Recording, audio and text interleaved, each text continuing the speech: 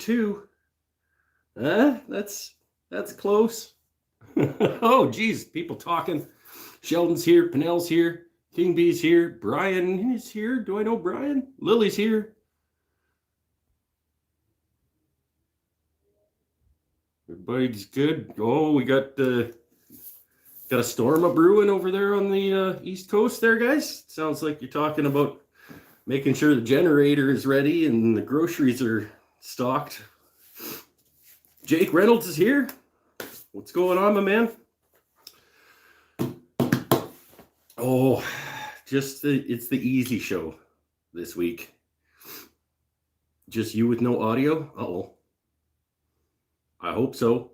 Didn't you have an audio problem before, Sheldon? You guys let me know if Sheldon's the only one, but you can't hear me talking to ask you that if that's the case. So I hope it's just Sheldon. It was just you. Okay, good.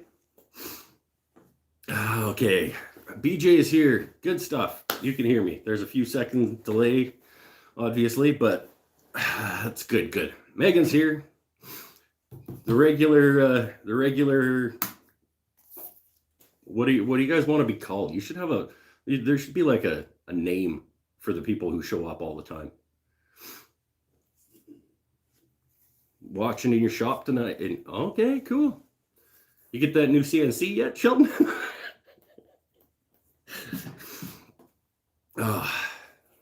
Beckham's here too. Right on.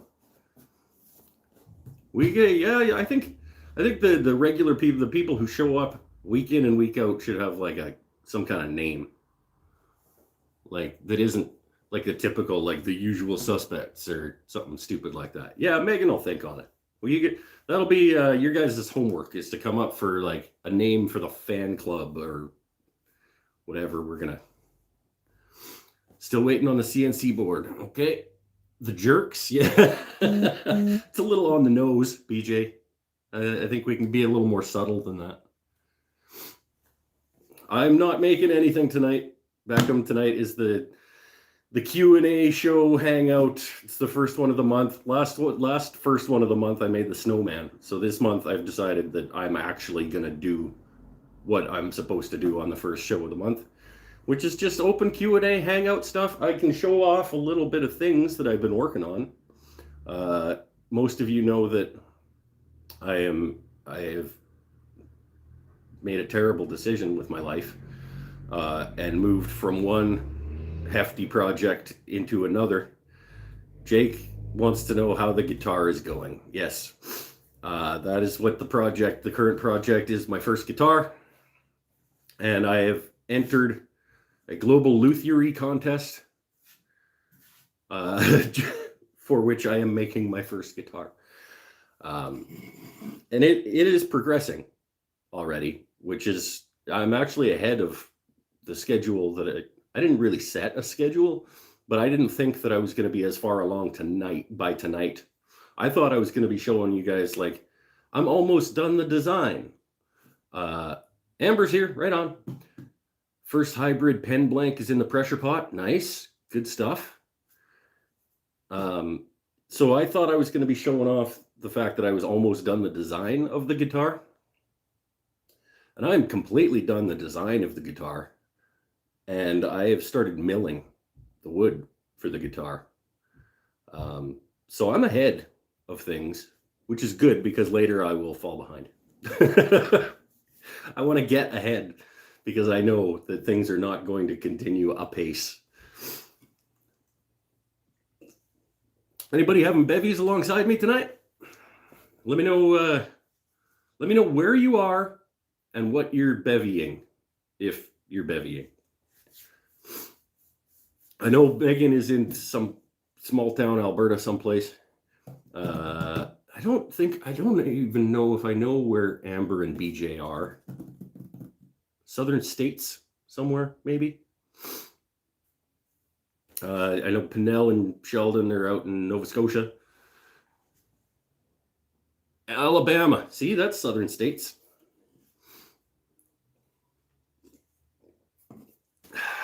I sometimes remember things, except you guys aren't auto-scrolling anymore. Lower Sackville with Amber. Yeah, Thorsby, Alabama. Dr. Pepper for Amber. Like, nice. Yosemite. Blue. I don't know what Blue Moon is, but I'm sure you'll enjoy it. Where's Yosemite? It's in Wyoming? I'm not sure I know where Yosemite is. No. Wyoming is a different national park. Maybe. It's been a long time since I took U.S. geography. Yosemite's in California. Okay. What's the one that I'm thinking of? Yellowstone? Is that Wyoming? Gord Glencross, and also in Lower Sackville. Hey, you guys should start some kind of club or guild or something. Maybe you're already in one and you all know each other already. No, that's not true, because I know that Sheldon and Chris met on this show because they were like, "Hey, I'm in Nova Scotia too." Gord, I think I did know, was just outside Halifax, because was it you that I was talking to about your lathe purchase and you were considering the Laguna? Maybe. Gord, Sheldon, and I are in a 10-kilometer radius. Have you ever actually met in person, though? Like, do you actually know each other? You should start inviting Mike to our Zoom calls. No, I don't want to do any more Zoom calls. Yeah, back of my nose in New York. Man, I've had enough of Zoom calls. Gord lives behind the Superstore in Sackville.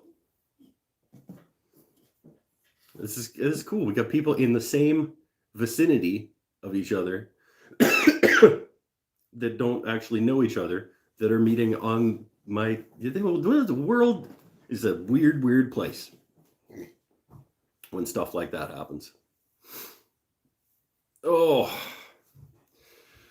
So, you guys want to see the guitar design? Lily is from Toronto. Yeah, Gord was the one that I was talking to about the lathe. He has not pulled the trigger yet. You're going with the Rikon, I think, right? It's a perfectly valid choice.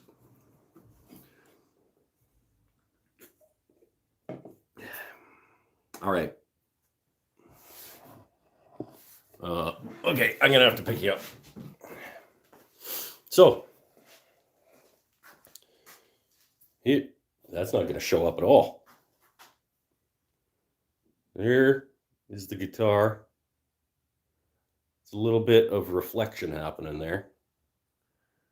Light's not allowing it to show up all that hot.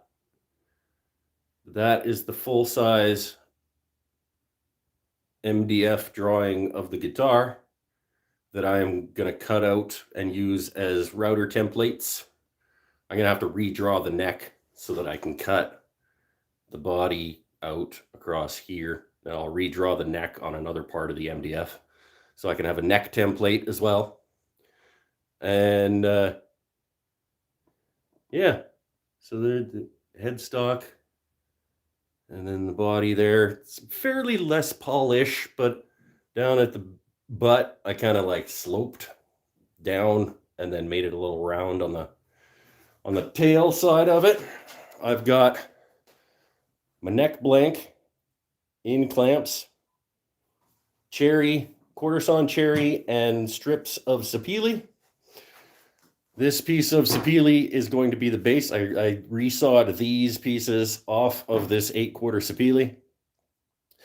And then I glued them all up into this blank.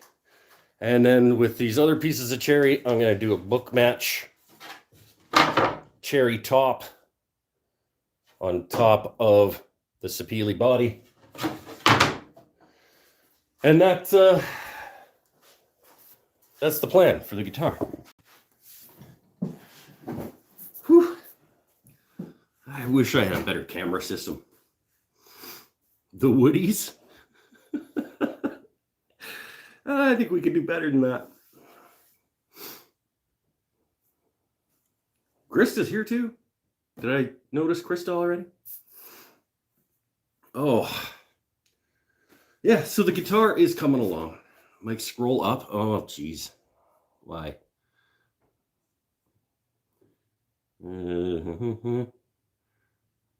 Mike's Little Woodies. Sawdusters? It's not too bad. It's okay. I don't know. We'll work on it over a couple of weeks and we'll figure it out. Got 22 people and only 7 thumbs. That's why maybe we should go with the jerks.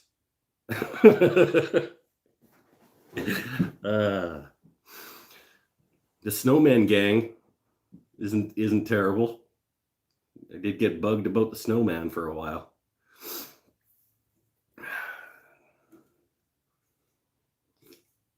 Oh, there we go. 10 thumbs.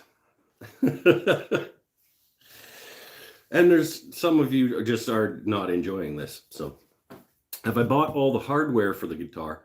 I've been planning to make a guitar for a long time. So I've kind of been collecting bits and pieces of hardware. So I have enough hardware to make the guitar. I'm not sure if it's the hardware I'm going to actually be using. Paul Waldrop, who runs Waldrop Guitars and tunes in on the show sometimes, is actually sending me some hardware.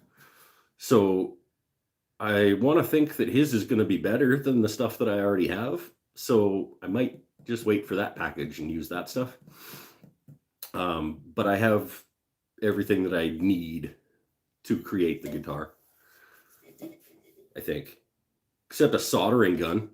I'm going to need to learn how to solder to make the electronics work, probably.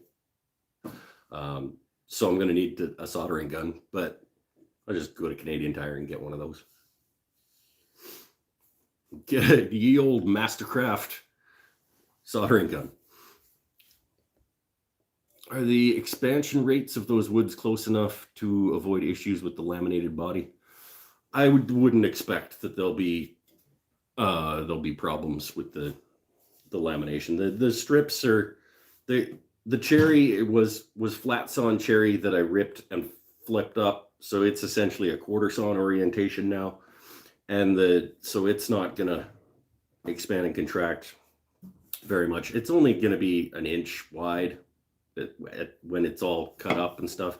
The percentages of movement that the neck is going to have in it, I don't expect there to be any problems. It'll also have a steel truss rod in the middle of it, so I don't expect that the lamination is going to be an issue. The Band-Aid kids, knotheads is okay.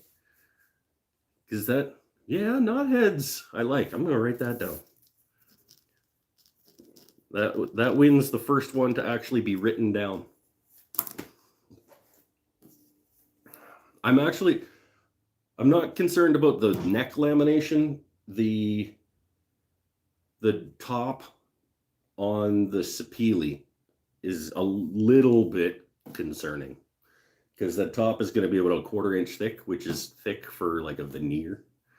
And it's flat sawn cherry going on rift sawn sapele. So it's going to want to expand and contract more than what it's glued to. But, yeah, you're talking about the body.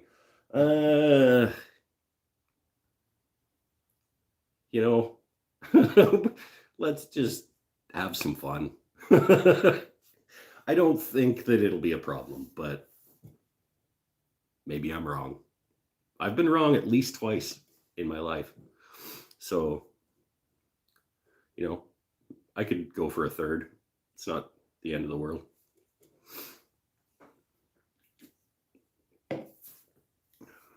May I don't know. Because, if you think about what is cherry 1/4 inch thick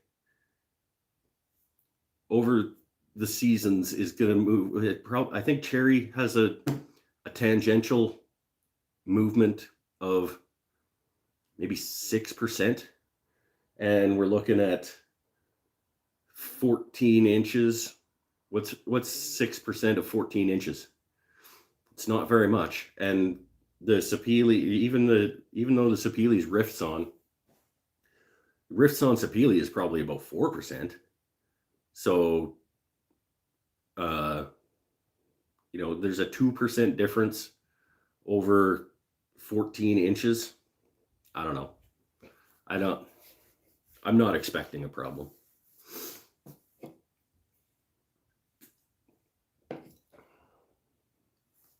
BJ, I see strings going everywhere. Yeah, it's just going to explode. I'm going to be playing it for the final video in the series that I'm submitting to the judges of this international luthiery competition. I'm going to plug it in. I'm going to play a chord and it's just going to explode and I'm going to win. That'll probably win me the contest. If my guitar explodes on my first chord and just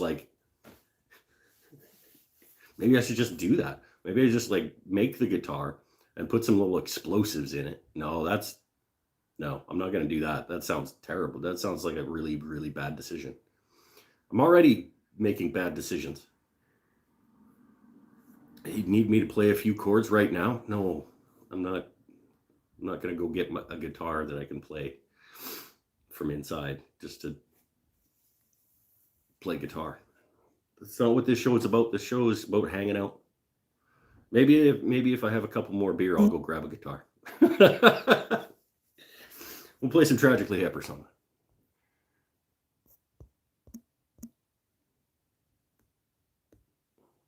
No stairway. Nope. No stairway. Drink fast. Why, you get somewhere to be, BJ? Don't plan to have somewhere to be on Saturday nights during the show.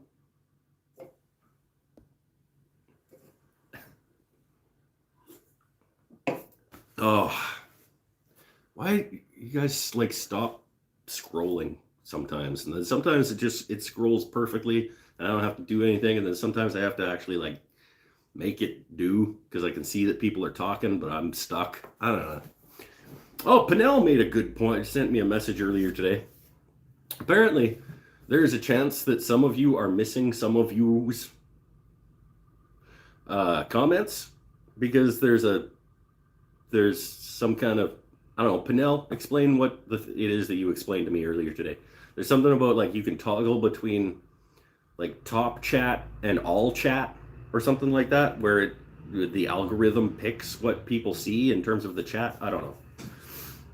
There it is, live chat versus top chat.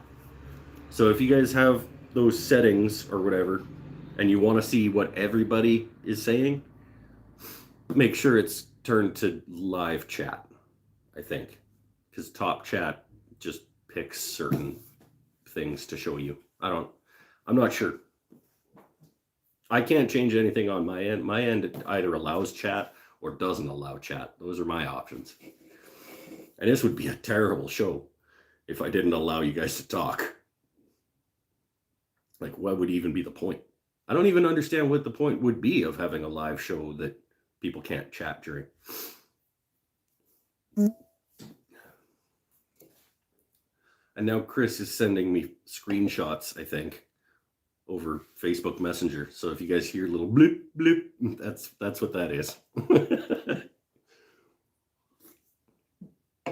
Oh, and speaking of Pinnell, he preloaded me a couple of questions over on Patreon to do for the Q&A section of the evening. Lily also had a good idea that she sent me on Instagram earlier this week, but I'm not sure. I had a plan for that and I didn't follow through with it, so we might not be able to do that. Pinnell wants to know, oh, by the way, these are preloaded questions from patreon.com/woodenthingsandstuff, where you can go support the channel and get preloaded questions and make fun of me over there as well. If you're interested. Pinnell wants to know what my favorite movie was from my childhood and what my favorite movie is of all time. And he just sent me he just posted these on the post on Patreon like a couple hours ago. So I haven't had a chance to think about this.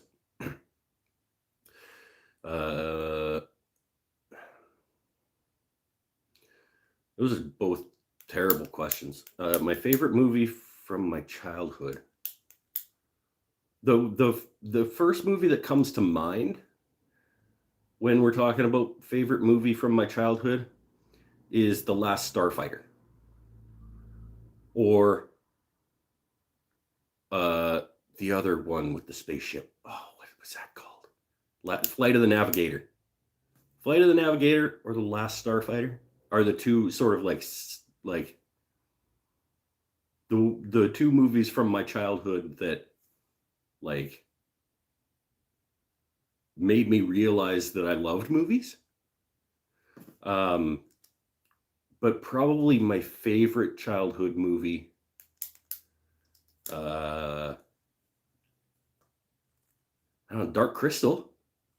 Dark Crystal was one of my favorite childhood movies. Labyrinth. Once I stopped having nightmares about the puppet guys that traded heads, that became one of my favorite childhood movies.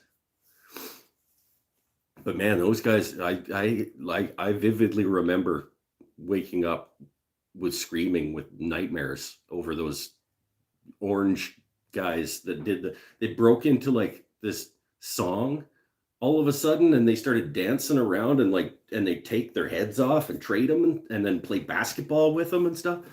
And that, when I don't know how old I would have been, but that was weird and scary.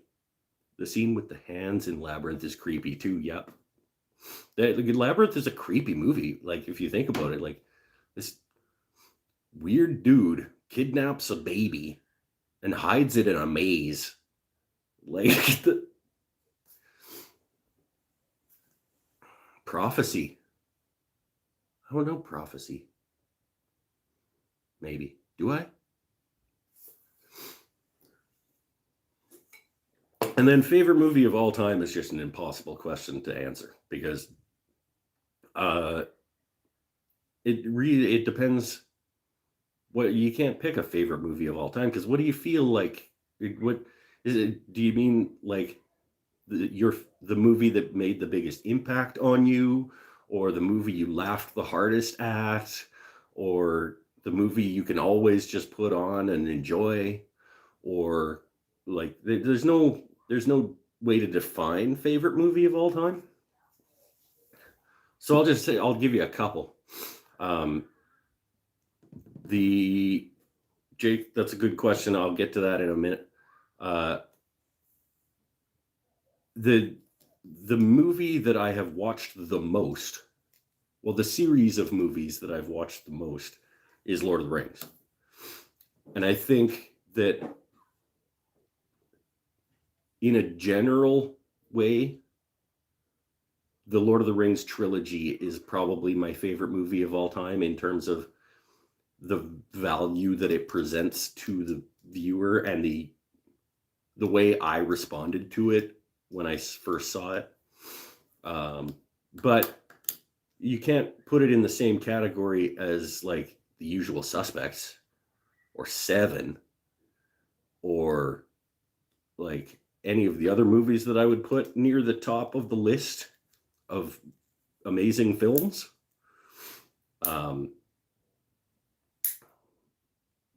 The first movie that comes to mind when someone asks for my favorite movie is probably Lord of the Rings. But I don't think that's fair to The Shawshank Redemption. Because, like, I would be perfectly fine putting, like, Powder.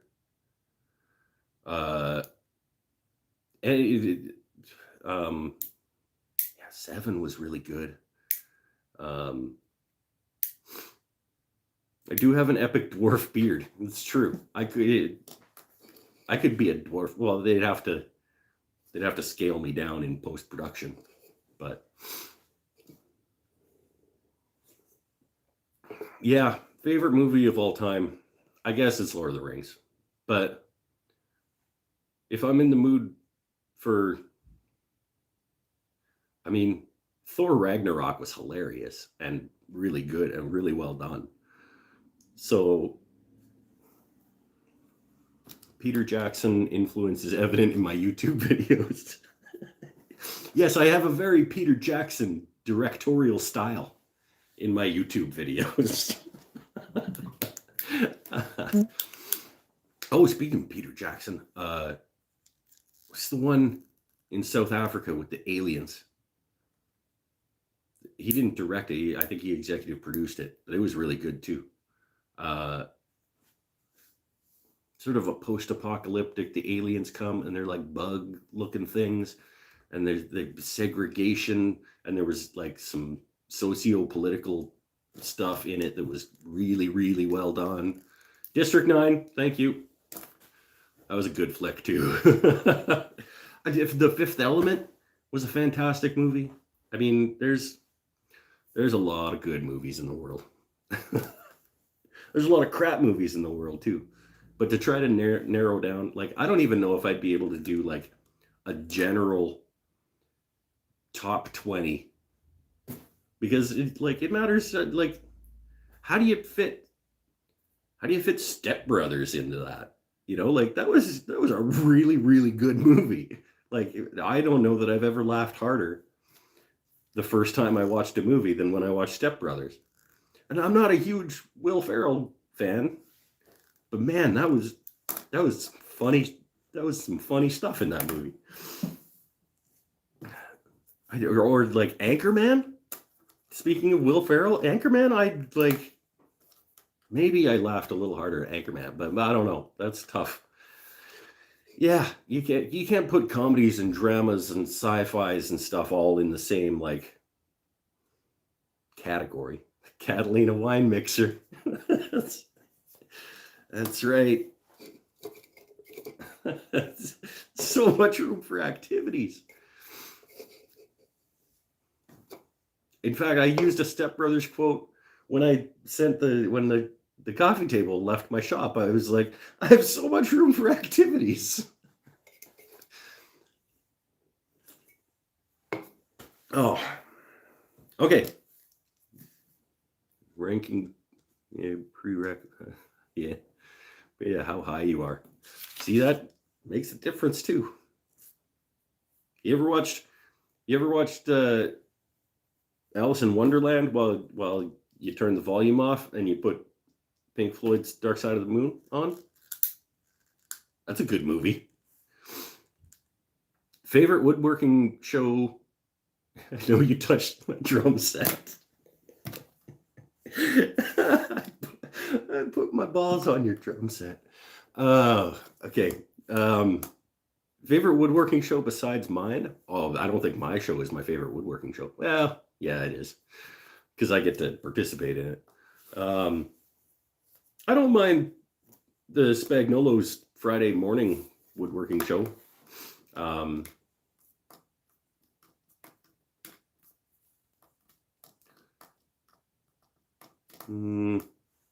I like watching Matt Cremona cut slabs. Like, that's a pretty good show. Just doing the sawmill, just peeling slabs of beautiful wood off of logs.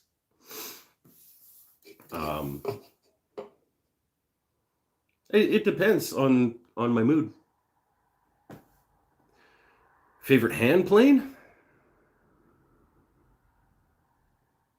I don't know. It might be my number 6 now. It should be my Veritas low angle jack, because of how expensive it is and how versatile it is. But there's something about using a big, heavy 130-year-old plane and peeling off shavings and getting stuff super, super flat. It'd be one of those two.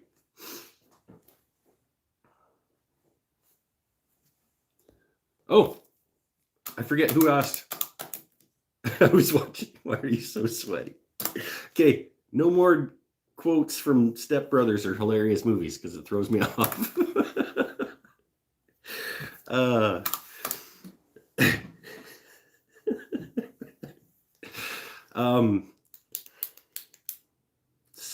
So many good lines. Somebody asked what the first song I'm going to play on my guitar is. Maybe Jake? Was that Jake's question earlier? First song I'm going to play on my guitar. Well, first of all, that question presupposes that my guitar is going to be able to play. If my guitar can play, like if it works, the first song I'm going to play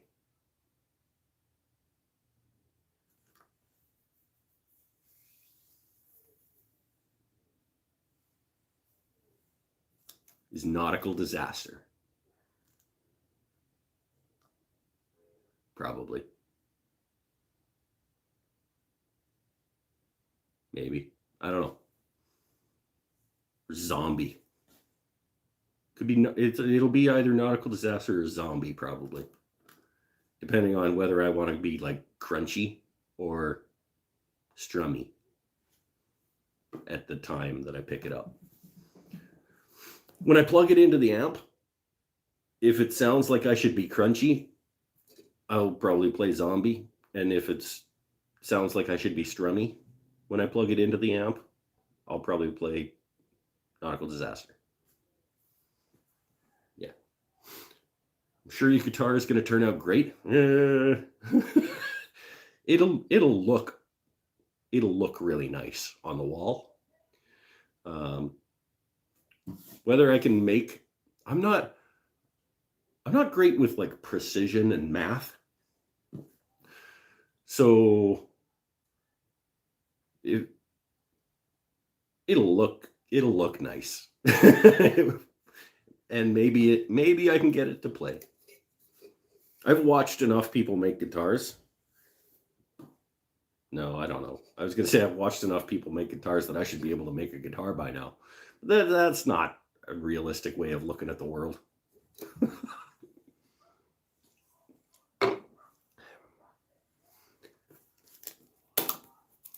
Am I missing anything? I'm trying to catch everything. Just a bunch of quotes from funny movies.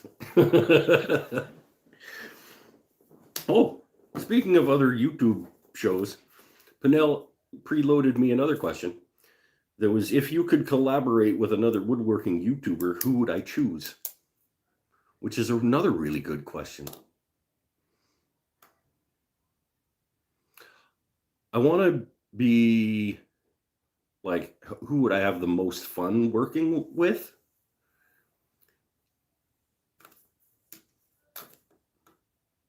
Instead of like, who do I think would give me the best, like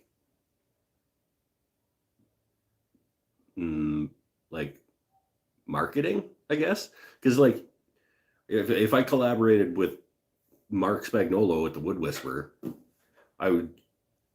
it would be better for the channel than if I collaborated with somebody smaller. It would probably be Corona. I think it would be cool to if we ever did a collaboration where he peels off a slab of a log and sends it to me to make the first half of a project, and then I send it back to him and he finishes it or something. That would be cool.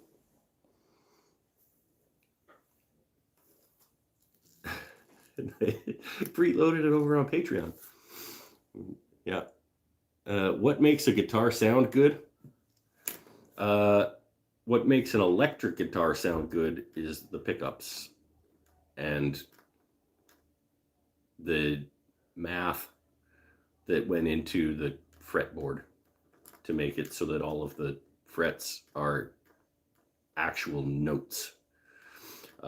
Acoustic guitar is a lot more complicated because you need the frets being the right spacing apart so that they create actual notes, and you need a bunch of internal resonance and and the sound waves need to bounce around properly and things. So that's why I'm starting with the easy. I'm starting on easy mode guitar building, which is solid body electric. So why did I start woodworking? Because I wanted to make my own canvases to paint on. I was sick of paying exorbitant amounts of money for stretched canvases from the store to do paintings. And I thought I could just buy a chop saw and some 1x2s and some 1/8" plywood and make my own panels to paint on for way, way cheaper. And then I did. So, and then when I started making those, I realized that like making stuff out of wood is pretty fun. And it just sort of snowballed like really quickly. Before I knew it, I had a planer and a jointer and a bandsaw, and because the shop started paying for itself in very short order. And then I just continually upgraded things. Do I still do any painting? Not as much as I would like. Occasionally, I will paint something. I don't currently have any... Do I? I was going to say I don't currently have any panels that aren't painted. Maybe I do. 10K in tools is way cheaper than buying canvas from Michaels. Yeah. Yeah, over time it is. Because, man, you know, you pay $175 for a stretch canvas from Michaels. Or you can make it for $27. Too busy hanging with the knotheads to do any painting. That's exactly it. No, I just, most of the time, if I feel like being creative, I'll come out and be creative with wood instead of paint these days.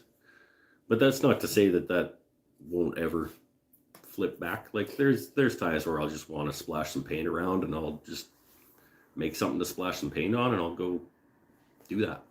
Actually, I painted a couple of things in the summer, late summer last year. I did a couple. I paint a few times a year still.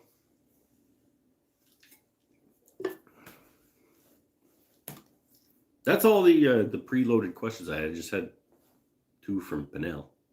So we'll just hang out now. Oh, wanted to talk about Lily's suggestion was to do a Super Bowl snack bracket. And my plan was I would get a whiteboard and draw out a bracket and we could fill it in with snacks and then we could like vote who wins each match and figure out like the ultimate Super Bowl snack based on a bracket system. But then I didn't do that at all.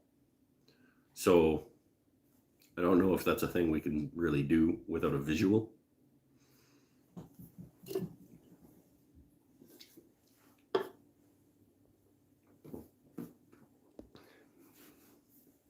The woody knotheads. That's, see, it combines a couple of things. That's not bad. I don't mind just the knotheads. Because it kind of, it's reflective of the fact that you guys are super mean to me. And it's got a woodworking reference. And the walnut heads is good. I'm going to write that down too.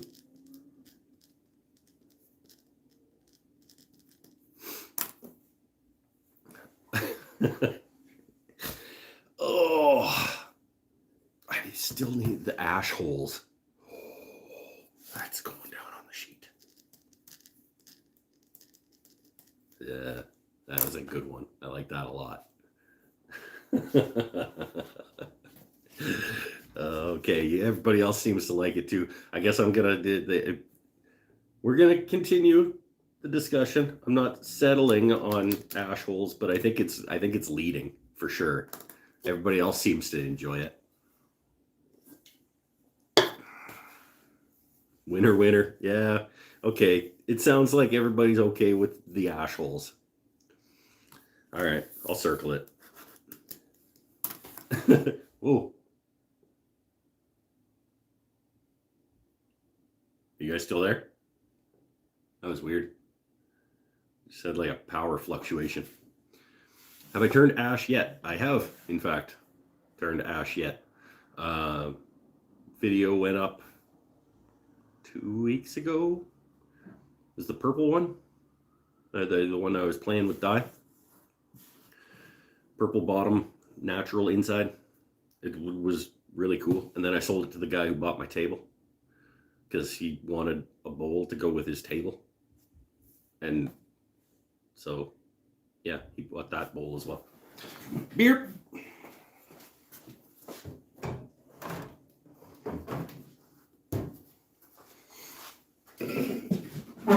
The ash bowls. No, the ash bowls I think is the ash bowls isn't bad, but I think it's got to be holes.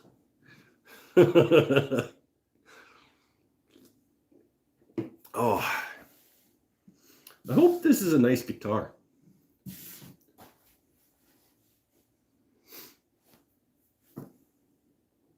Have I made an attempt at SketchUp yet? No. I haven't had time to sit down with it or put it on my computer even. But soon. Mike and the Ashholes does sound like a cool band name. Mike and the Ashholes. Except I don't know that I want my name in the band. Like,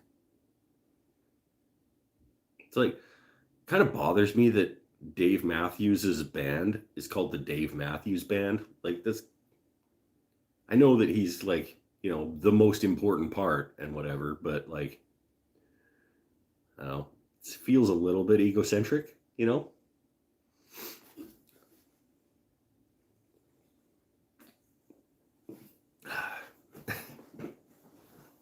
Mike and the Ashholes. Like, why wouldn't you just call it the band the Ashholes? Well, I can't now because that's you guys.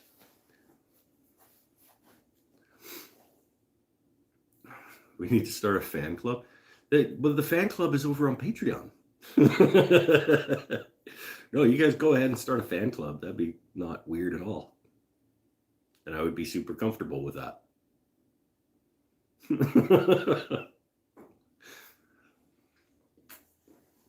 Oh. And yeah, you guys are already the fan club by coming and hanging out on Saturdays. Smooth, nice plug. Yeah. No, Megan, you don't have to. Megan, don't join Patreon because you buy stuff. Patreon.com/wooden things and stuff.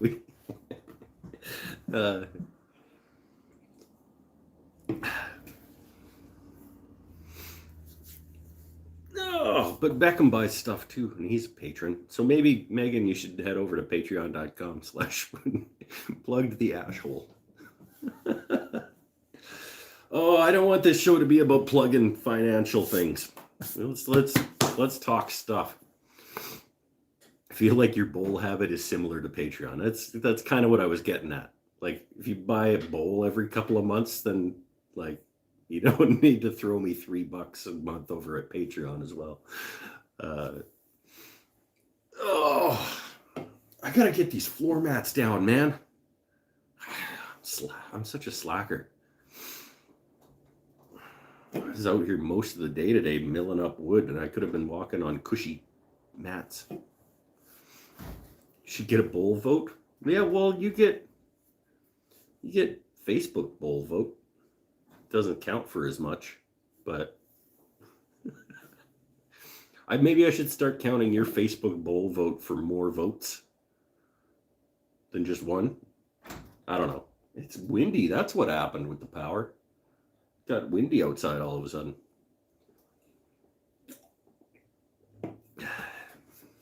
That's not the same. Oh. Any more questions? Anybody have any like woodworking questions or anything? Like, or Lily hypotheticals? Or I guess we could do the like ultimate Super Bowl snack discussion without doing a bracket, because it is Super Bowl weekend.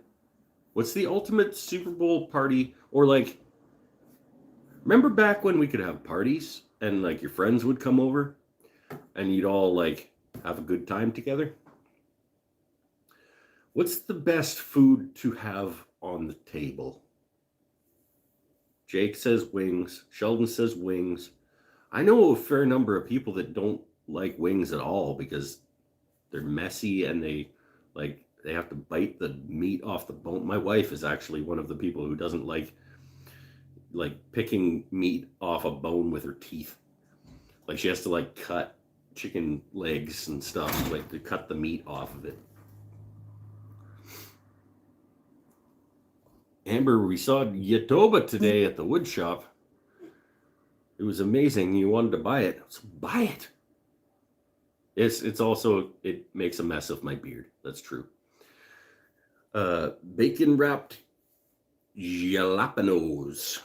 I'm not a big fan of jalapenos. Nachos is okay, but most people put a bunch of vegetables and crap on them.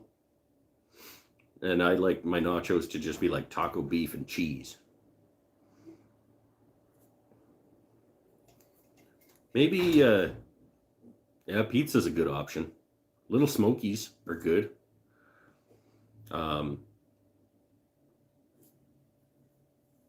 If you cut them right, they aren't spicy. What, jalapenos? Yeah, but I don't really like the flavor of them. It's not the spiciness of them that I don't care for. It's the flavor, like jalapeno flavor is not really a flavor that I dig.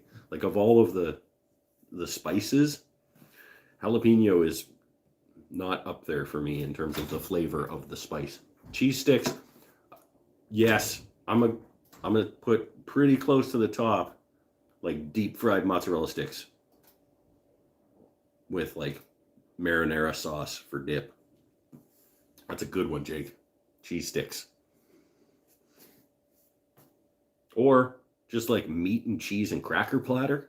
Make little cracker sandwiches. I like that. Pig and blankets is okay. Yeah. I mean, wings is a good option, but it's just, there are some people that would be like, oh, what else you got? And those are the kind of people that want like carrot sticks and celery and shit. Sorry, I didn't just swear at all. Ribeye steaks, yeah, that's good. I'm not cooking ribeyes for the people coming to my Super Bowl party, I'll tell you that though. Unless I'm charging admission and there isn't a pandemic, so I can have a party.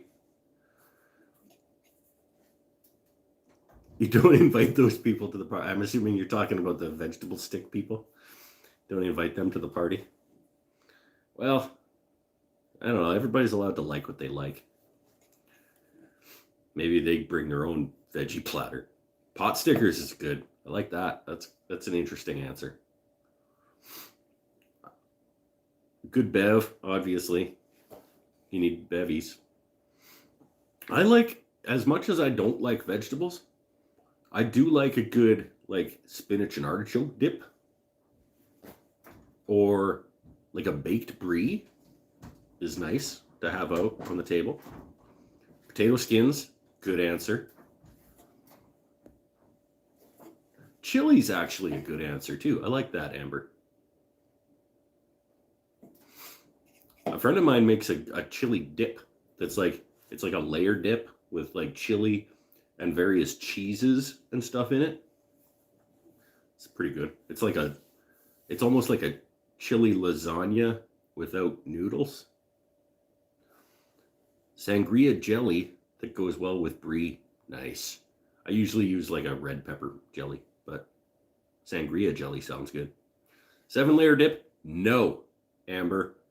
No, because some of those layers are gross. Guacamole is disgusting, first of all. And every 7-layer dip I've ever had this thick ass layer of guacamole in it and wrecked it. I'm anti-guacamole. A thick ash layer. That's right. It was a thick ash layer of guacamole in that dip. and I wrecked it. Don't trust layer 3. That's right. You just skim off the top, because on the top there's the grated cheese and the salsa and the sour cream. So then you can just kind of like come across the top like a planer. Just buffalo chicken dip. What's that about? How does that? That's an interesting. I like the concept of buffalo chicken dip. Is it like ground chicken or like chunks of chicken? I like the idea, the concept of buffalo chicken dip. Yeah, Jake wants you to explain the buffalo chicken dip too. We're gonna need a recipe, Brian. Megan seems to know what it is. I don't know how you would make chicken into a dip at all, actually, unless it's like really small, chopped up chicken. Or do you dip the chicken into the dip? Is that why it's buffalo chicken? Very confused about buffalo chicken dip. Maybe shredded chicken in like a hot sauce with some cheese stuff, and then you dip your chips into it and you scoop it out. Teriyaki pork chops, Pinnell says. I like that idea. There we go, Brian. Chunks of shredded cream cheese and hot sauce. Okay, what? Hot sauce, ranch, sour cream, and shredded chicken and cheese. I like that. Amber seems to know about. I think Brian messed up his explanation there. Chunks of shredded. Hot sauce, ranch, sour cream, and shredded chicken. Sounds pretty good. Thanks for this. Now I need to go get yelled at by the wife for rooting around the fridge for a snack. Okay. In the crock pot. Yeah, shredded chicken and stuff in the crock pot. That sounds good. I like that.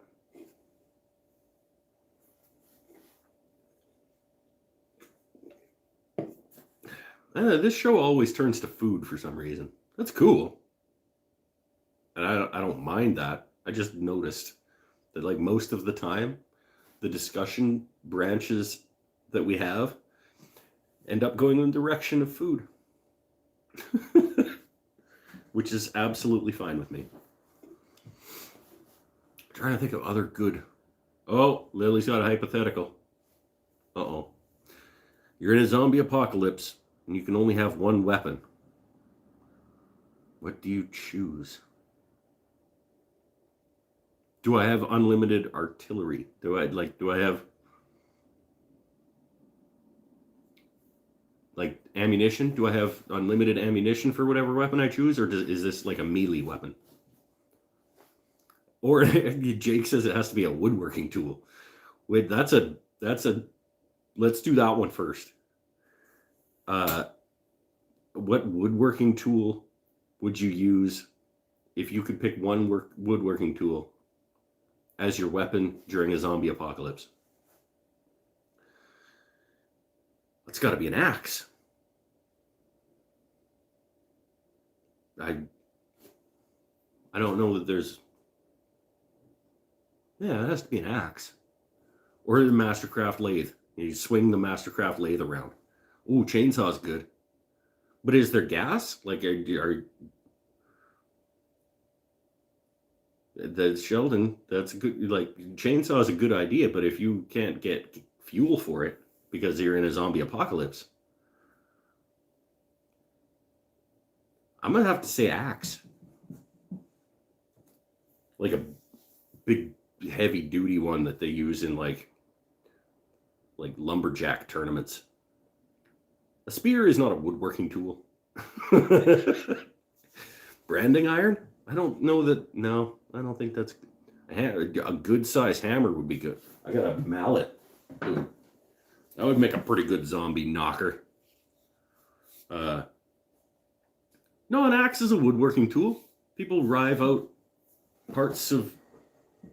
If you're making Windsor chairs, you got to split that wood first to get the grain running. the right direction. Lots of people use axes in woodworking. I actually need well, I don't need, but I want to get like a hatchet, like a woodworking hatchet for like splitting off to make like dowels and stuff. Lathe chisels is throwing darts. Yeah. Or javelins, like if you had the really long ones, but then it's gone. Then you don't have a weapon anymore. I think axe is the right answer. Unless you have a gas supply, then chainsaw is probably the answer. 130-year-old plane because you can make donairs. Gross.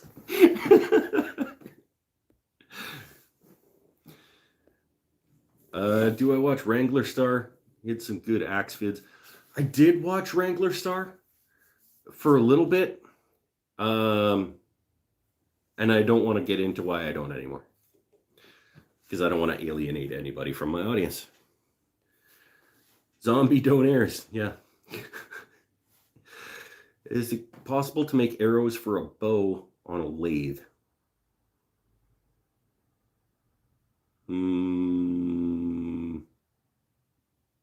Probably. I don't think it'd be worth it. You'd have to have a really good lathe that's really, really precise. And yeah, I mean, we'll go with yes, but I don't think it's a good way to accomplish that feat.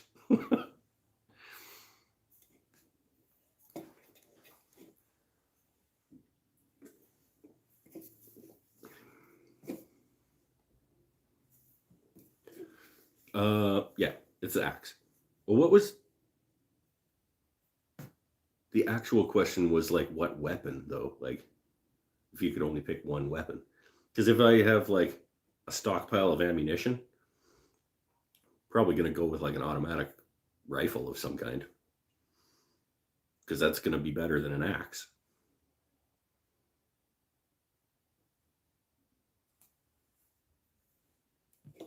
And I kind of don't want to be close enough to zombies to be able to hit them with an axe. Like, I think it would be better if you took care of them before they were close enough to hit them with an axe.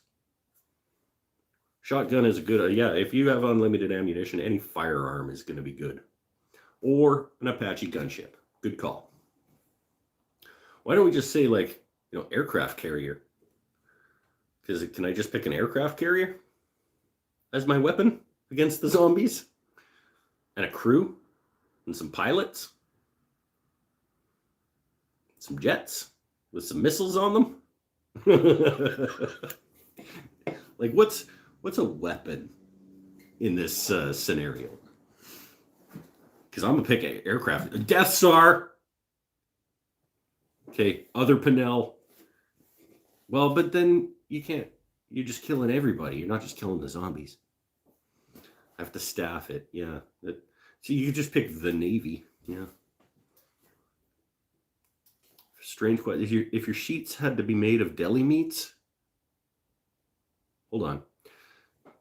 If your sheets had to be made of deli meats, what meat would you want them made out of? As much as I like meat, if my sheets had to be made out of deli meats, I would not use sheets.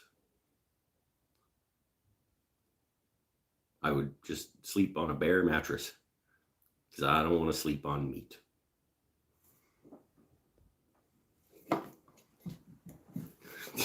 You want to do karate in the garage? Pastrami is a good option. No, pastrami's all greasy. Does you see that? Okay, no. My answer is I'm going to not use sheets if the only sheets I can use are made out of meat. 5 essential hand tools for woodworking. Okay. Essential. A saw. A sander. Well, okay. 5. some kind of saw, because you have to be able to cut the wood. Something to make the wood smooth. So either a plane or a sander.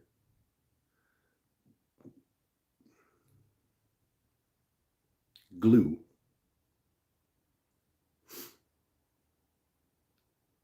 Some kind of saw, something to make it smooth. Glue. I can do it with 3. There are only 3 essential tools for woodworking.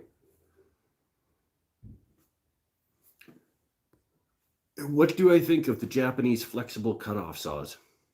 I've never used a Ryoba, but I use a Dozuki all the time. It's not as flexible because it has a back. But I think they're great. They're super sharp. They cut really well, and they're inexpensive.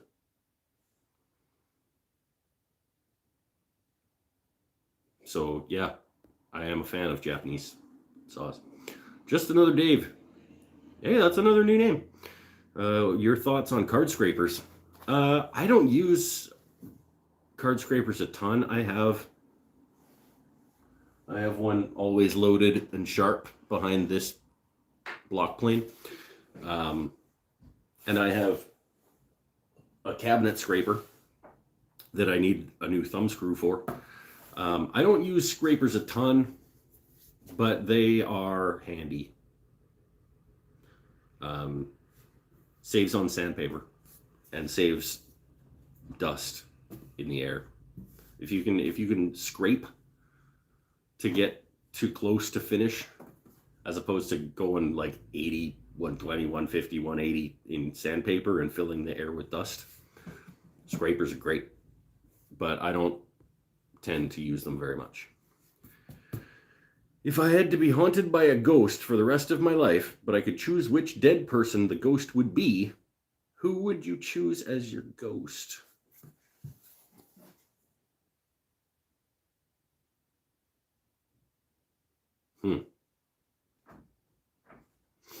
My first instinct would be a musician.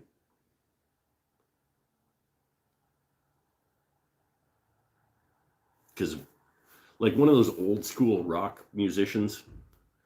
Because then, like, in haunting me, they'd probably just want to, like, hang out and drink. Or make music. Like,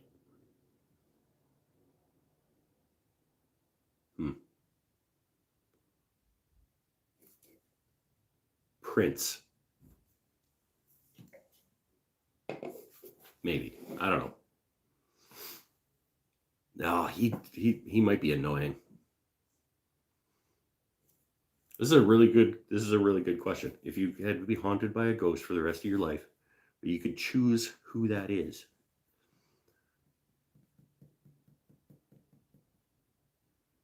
Yeah, it's probably a musician. And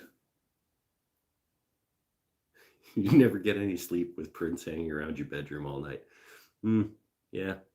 A lazy musician. Let's figure out a musician who's super lazy and who just wouldn't bother to haunt you because, like,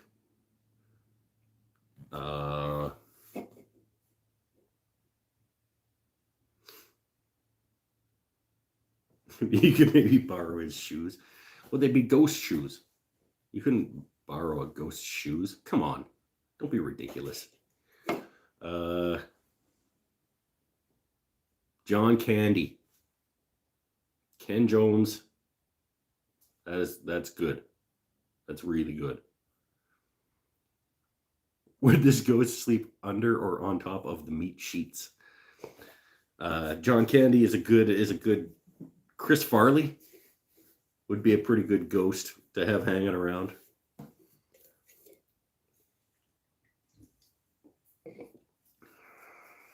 BB King would be cool because you just have a soundtrack. Gord Downey. Yeah. But he's not lazy. he'd be talking. I mean, in some ways it would be cool to have Gord Downey as the ghost who haunts you, but in other ways it would not, because you'd always be like you'd be bringing up moral questions all the time and like making you think about stuff you don't want to have to think about. Betty White isn't dead, BJ.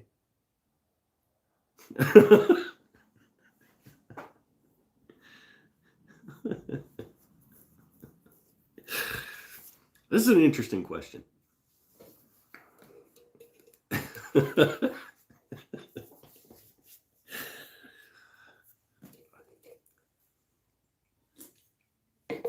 She would be funny.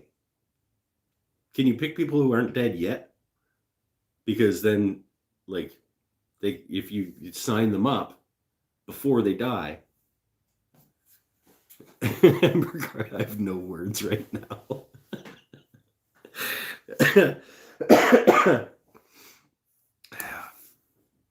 It'd be an interesting thought experiment to like ask somebody if you could sign them up to be your ghost.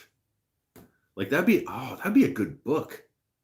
Like if that was a thing, like you had to at some point in your life you signed up to be somebody's ghost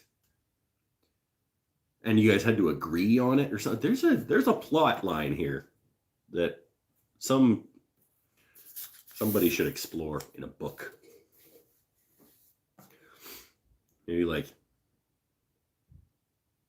well, it would be Le Guin, but she's dead. Ooh, that'd be a good ghost. I'll take Ursula K. Le Guin. No. I don't know. It's an interesting discussion.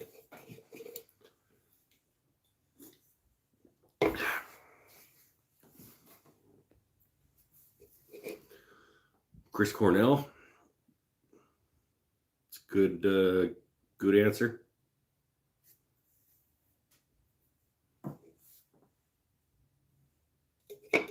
Yeah, I think you would want to pick like a talented, someone who's going to entertain you while they're haunted. Well, it depends. Like, I don't know who these people are. Like, maybe Chris Cornell would be a super bad ghost. Like, maybe he'd be like a real big jerk when he haunts people.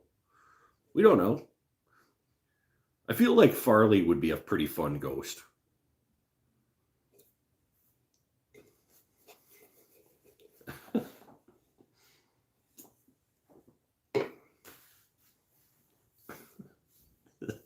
This is a fun show.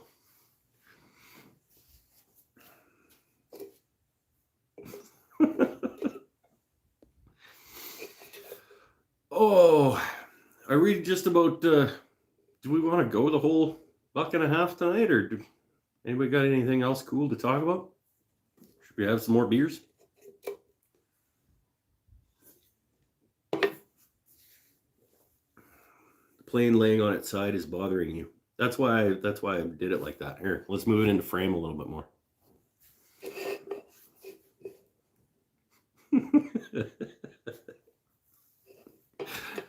Yeah, more bevies. Okay, we'll hang out.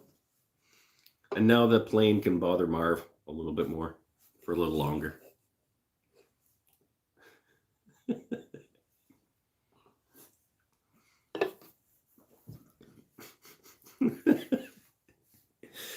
Don't point things out like that, man. I will exploit them.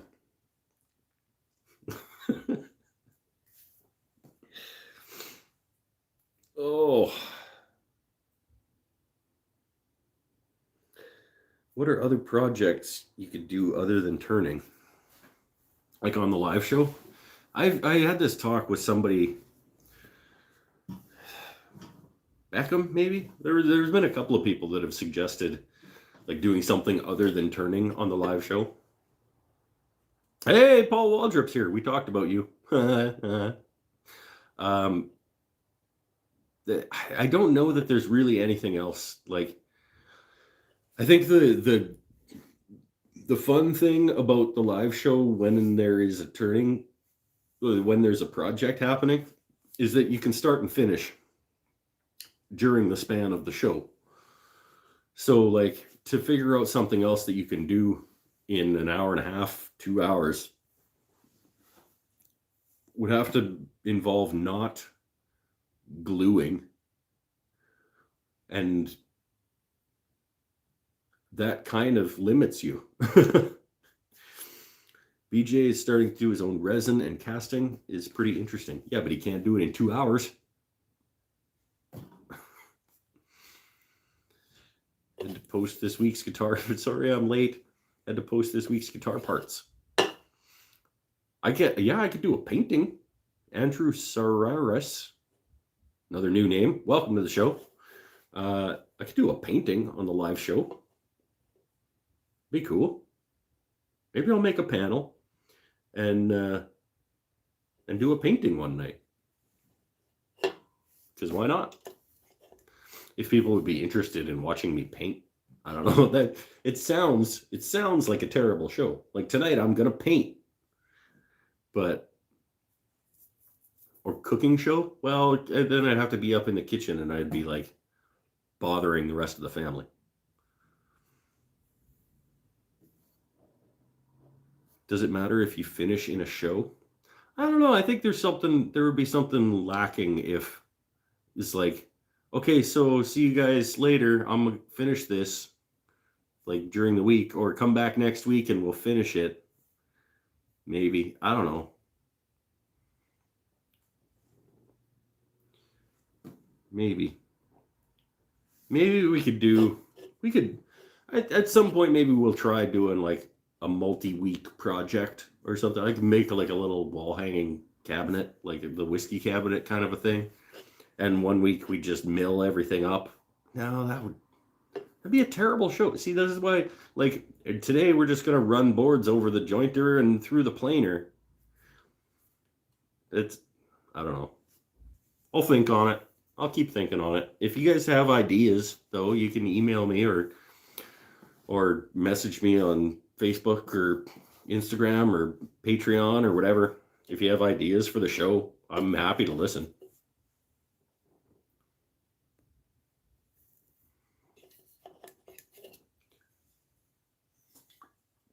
Sheldon, yeah, I'll send the family down to the shop so that I was okay, guys. You guys have to go to the garage so I can do a live cooking show in the in the kitchen.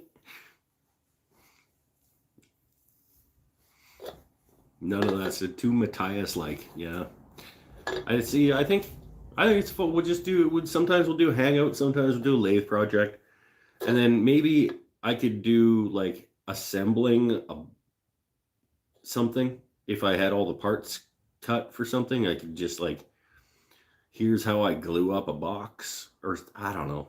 See, nothing that I come up with sounds like a good show.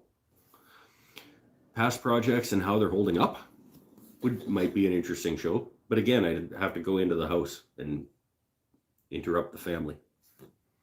A bandsaw box during a live video? I don't know. Could I do a bandsaw box in a couple hours?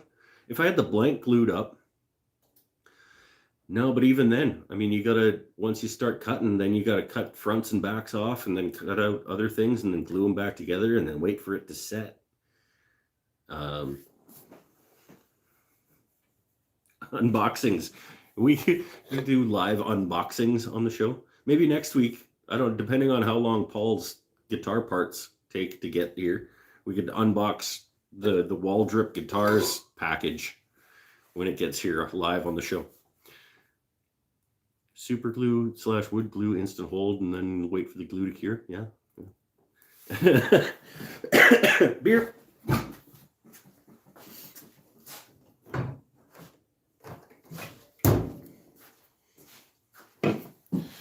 Hey, Paul, you weren't here for the... I got my neck blank in clamps. I got my 8/4 Sapele that I resawed these bits off of that.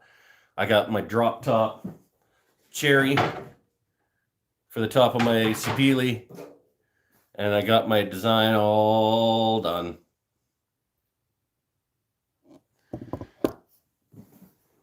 Little chunky on the neck. Well, yeah, it's just a blank. Oh, Bennett's here. Okay, so stay happy, stay healthy, stay safe.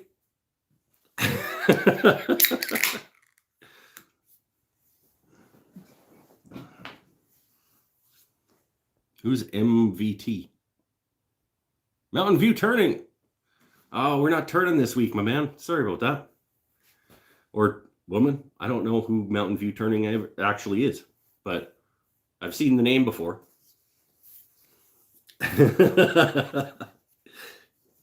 And you're always welcome. Most weeks we turn.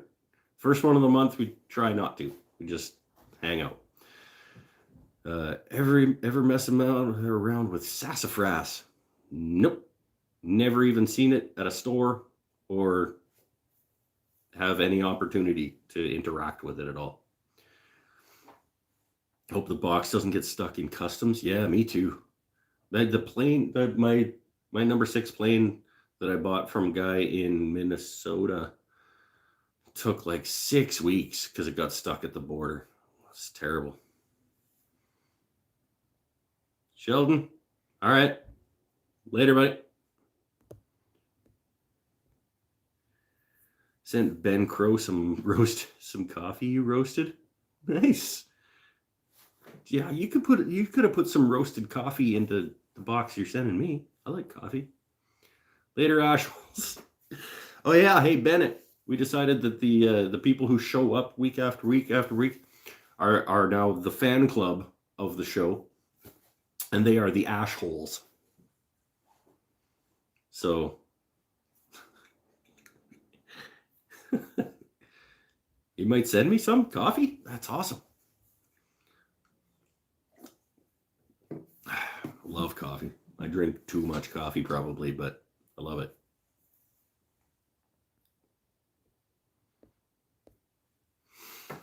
Oh, you have a fan club? No, you don't have a fan club, Mike. You are part of a fan club, whether you like it or not. You don't get to pick whether you're in the club. You're now in the Mike's Wooden Things and Stuff fan club called the Ashholes. You're part of the Ashholes, and you don't get to decide. Chunky Monkey Coffee. I like it. There are at least 3 mics here. Yes, true. Man, there was always, when I was growing up, there was always, I don't know that there was ever a year in school where there was not more than one Mike or Michael in a class that I was in.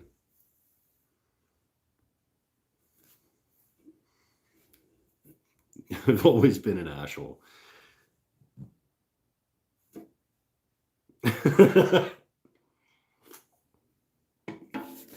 Oh. Mike Bennett used to run a sawmill, just so everybody knows.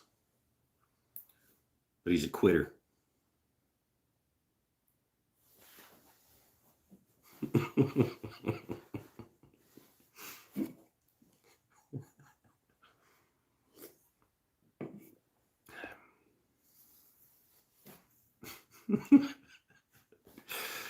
Oh, Mike, you missed all the fun talk about best movies, and there was movie quotes flying, and we're talking about Super Bowl foods and foods that you can have. Remember when we used to have people over to your house and have like gatherings and enjoy each other's company, and then you put food out?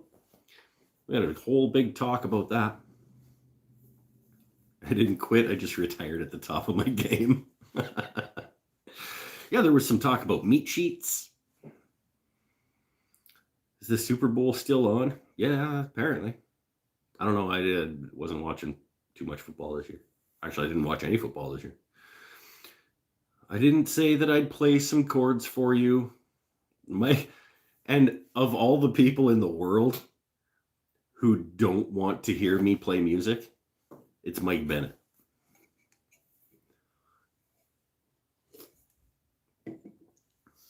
I don't know that there's anybody else in the world who has heard me play as much music as Mike Bennett.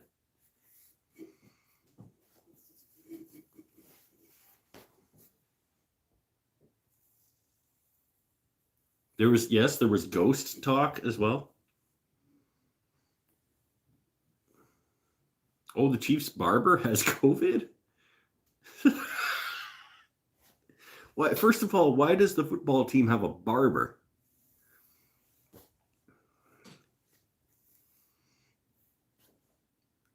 What? I guess they can't because they can't go to other people to get their hair cut. That's a weird thing. Because they're quarantined to keep away. Yeah, okay. Yeah.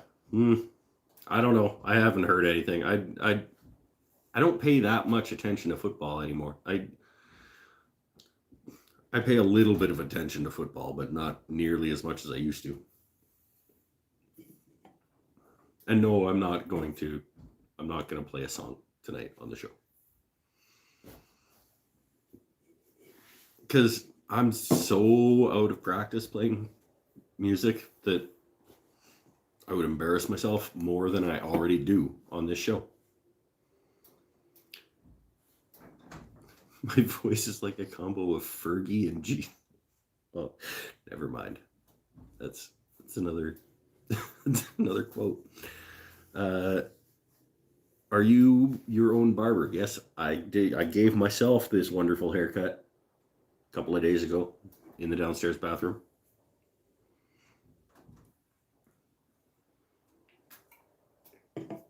About 3 times a year, I go in the bathroom and I got a hair clipper thing that you put the little spacer adapter on, and I just essentially vacuum my head with a razor and a spacer.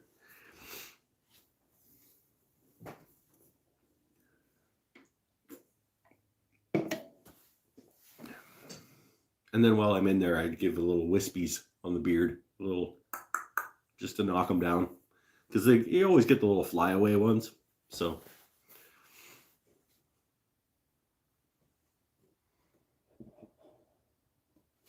I didn't answer last week. Do you like moose nose stew?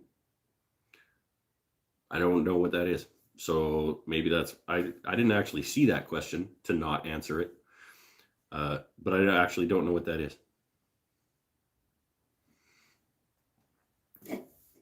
Like, is that an actual food? So I'm a barber. They're called guards. No, they're called the little spacer thing that goes on my buzzer dealie. That's what they're called, Megan. You and your fancy pants names for stuff. How do you check for strips in your haircut? What do you mean? Yes, Megan, that's what they're called. They're called the little spacer dealies on my hair ding thingy.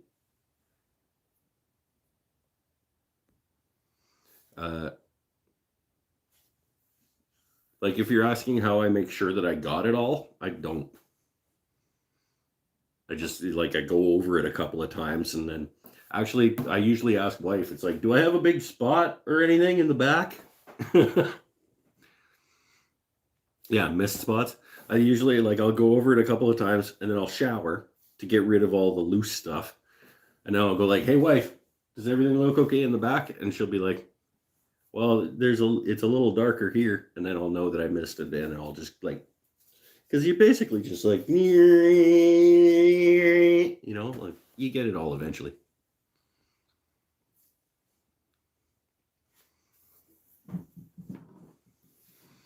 I go no guard and phone camera in the mirror so you can see the back of your head. Hey, there's an idea. Then I don't have to ask for, like, did I miss anything?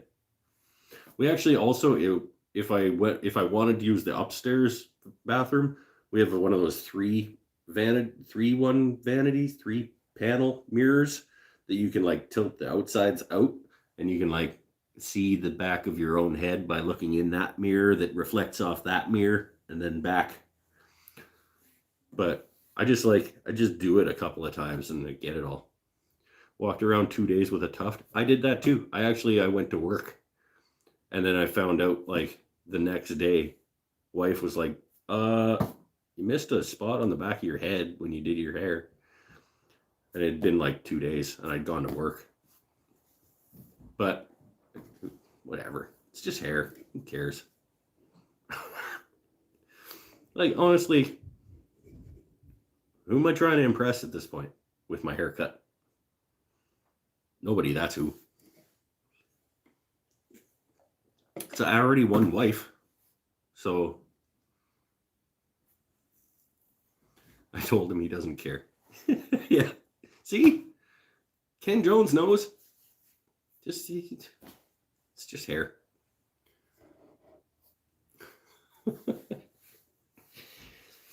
I mean, yeah, you don't like looking stupid, but we all look stupid sometimes. Get over it. You're going to look stupid sometimes in life. I'm sorry if you're not aware of this. So I used the cord on the clippers wrapped around the back of your neck and held at the chin to give you a straight edge to trim your neck hair. We're going to need an instructional video, Mike. I'm going to need like a lesson in how to use the cord on your trimmer wrapped around your neck. This sounds like a terrible. Okay, so you wrap the electrical cord of the trimmer around your neck to get, it's actually not that weird now that I work it through in my head, because it'll give you a straight line that you can then go zip, zip, zip up to the cord. But when you say it out loud, I wrap the electrical cord of my trimmer around my neck while I'm cutting my hair. But I understand the concept.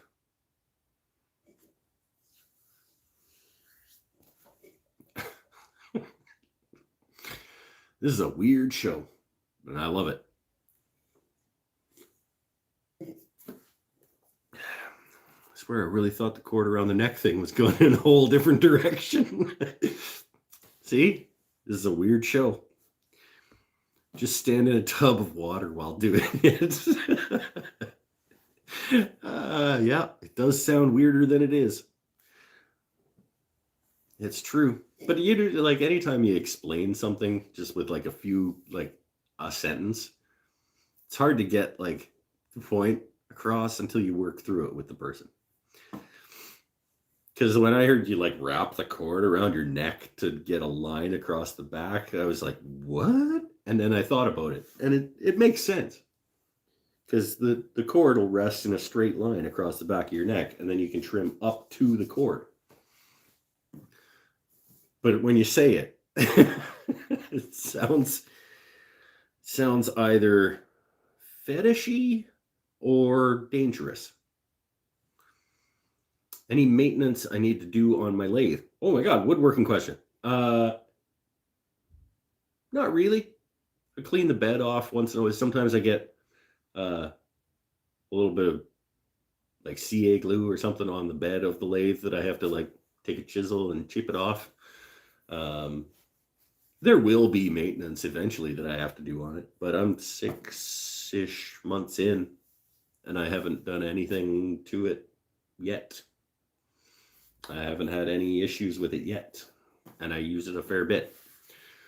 When there is going to be maintenance required on it, it's probably going to be belt replacement or can't see needing to file anything, or yeah.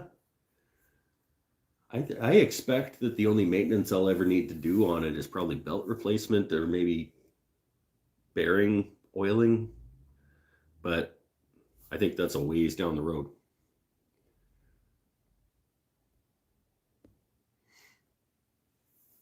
The weird part is that Bennett does that in the shower. You had to replace the quill assembly right after you got yours? Sounds wrong. Sounds like Laguna screwed something up. Easiest durable finish, wipe-on poly versus spray lacquer. Easiest, spray lacquer. No.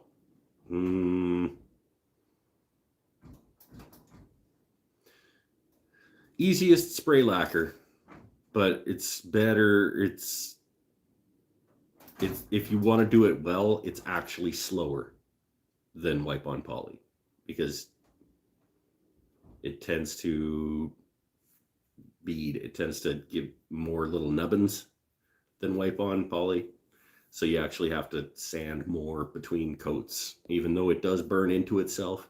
If you just keep layering on coats of spray lacquer, you'll end up with a lot of little bumpies.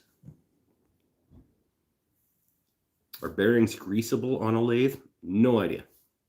I am not a machine maintenance-y kind of guy. But I assume they would need lubrication of some kind.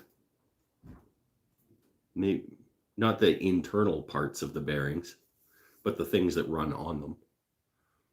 Maybe not.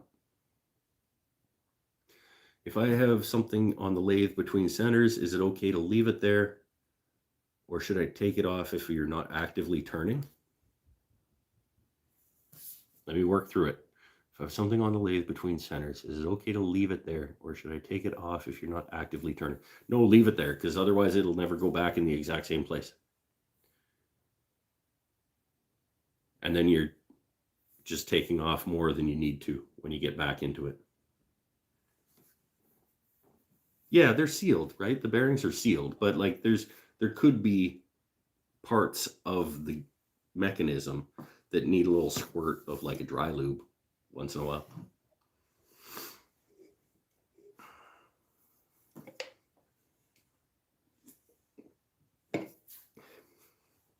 We're at an hour and a half. Do we want to keep hanging out? Does anybody care?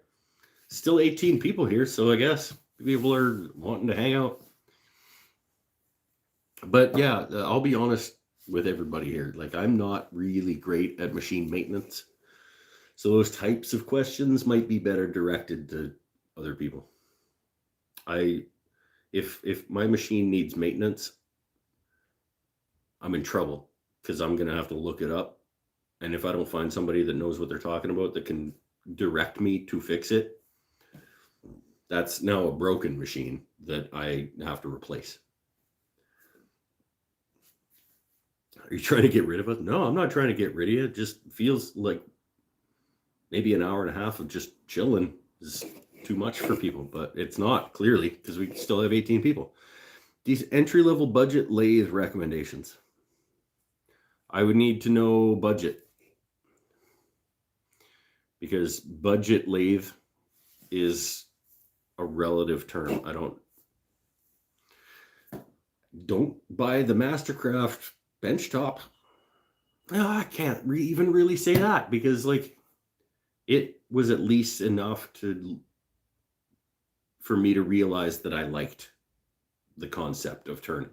So I wouldn't say even don't do that, but under $400 is going to be tough. But it depends on what you're asking of it, right? Like, if you can't expect a cheap lathe to do what a more expensive one will do. I mean, but if you just want to do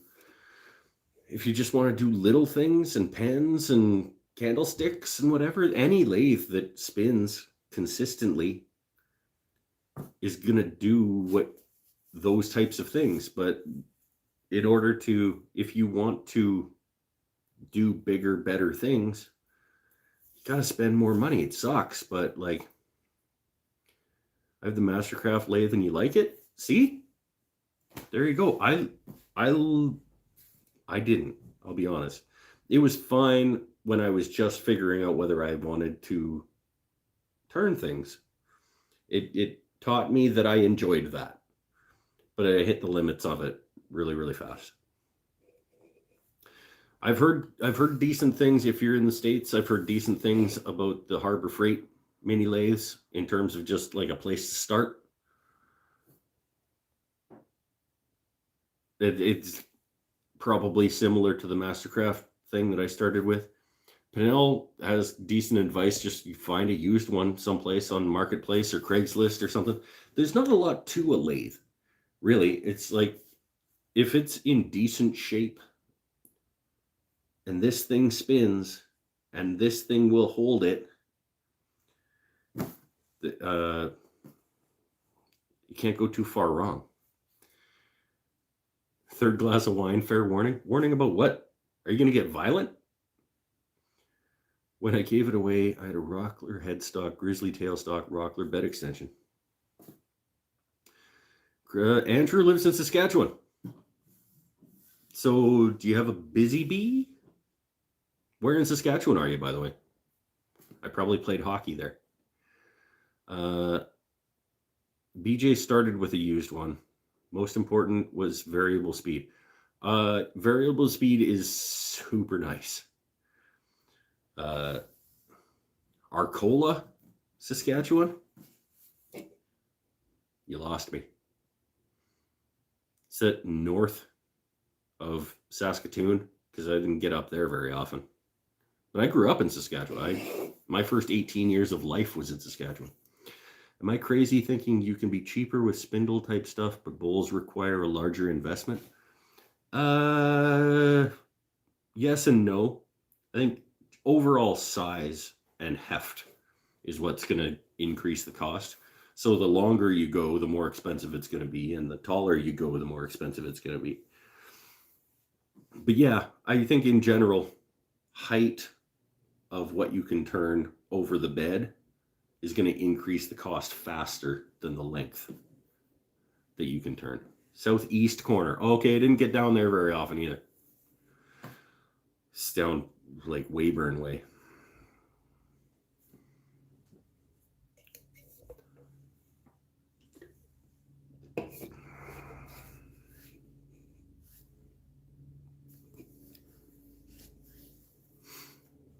And a few features. Wait, I missed something. Yeah, okay. Variable speed and a few features. Am I gonna buy the outboard turning add-on for the Laguna? I bought the outboard turning add-on for the Laguna. That's what my bed extension is. I've got the outboard turning extension is essentially just a 10-inch extension you can put on either side. So I went with that one, and I can shift it to either side, but it just lives on the tail side for now.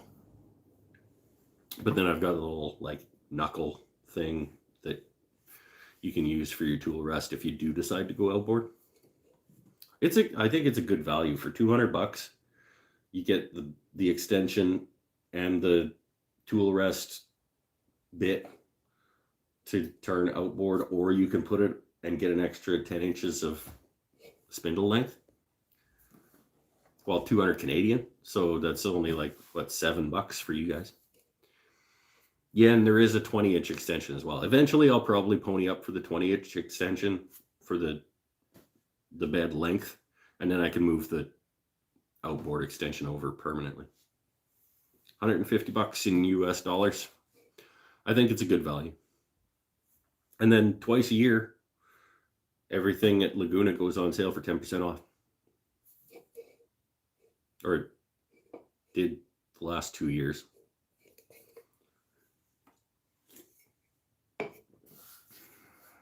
Did I get the banjo riser also? No, because I don't know what that is. So I hope I didn't get it, because I don't know what that is. Well, I know what a banjo is, but why would you want to rise the banjo? It seems like the opposite of what you'd want to do. Sometimes I want my banjo to be lower.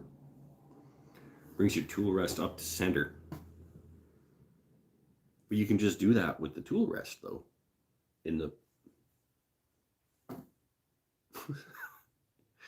Oh, it comes with the extension? Then I did get that, yes. Oh, if you're outboard turning, there isn't enough height in the post, I guess is what you're saying. I have never put it over there and tried to turn outboard yet. So I get what you're saying. I guess it comes with the thing, the extension. So I did get it, but I've never tried it. Can I play the banjo? Kind of. I mean, anybody can play the banjo. But at one point I did learn a couple of finger positions to make chords on a banjo. But let's not say that I can play it. The fingers on your left hand could dispense condiments. But those are the only condiments you are allowed to have for the rest of your life. What 5 would they be? Okay, just another Dave. 5 condiments dispensed from your hand. First of all, can't I just pick 5 condiments? Like, why does it have to be that they're dispensed from your hand? But whatever. 5 condiments. The only 5 condiments I can eat for the rest of my life. This is going to be really easy for me because I'm not a huge condiment guy. It's going to be ketchup, mustard, ranch dressing,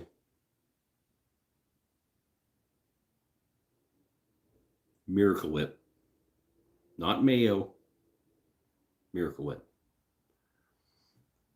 I don't eat a lot of condiments.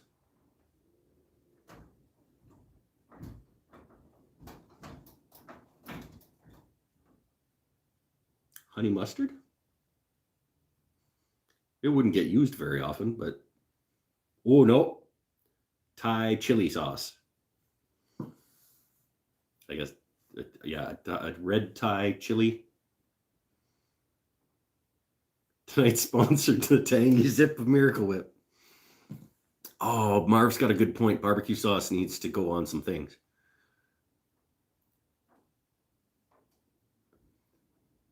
The Miracle Whip hurt you in your soul? I'm sorry, it's just better than mayo. Dave's Insanity Sauce. Paul's getting care packages together for me, apparently. He's going to be sending me some coffee and some hot sauce.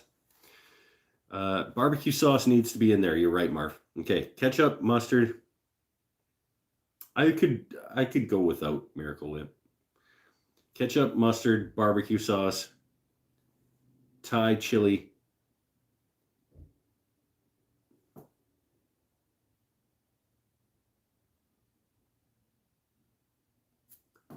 It wouldn't be difficult for me to do, basically, is what I'm saying. I could live without a lot of things. Tartar sauce? I don't eat enough fish to need tartar sauce. Like, I do like tartar sauce with my fish and chips, but ranch, there it is. You're right. Ketchup, mustard, ranch dressing, barbecue sauce, and sweet Thai chili. Miracle Whip, because you can make seafood sauce with horseradish and ketchup. That's a good point. You can combine these things. But I'm a simple guy with simple taste. Ketchup, mustard, barbecue, sweet Thai chili, and ranch dressing.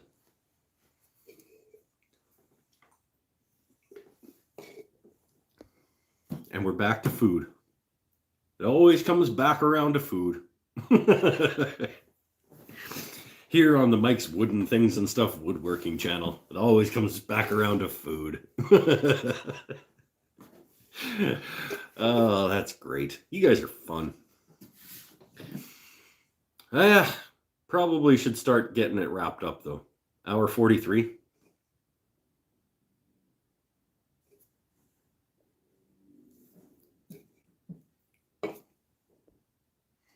Miracle Whip, ketchup, mustard, horseradish, barbecue for Megan. Megan's a Miracle Whip person, too.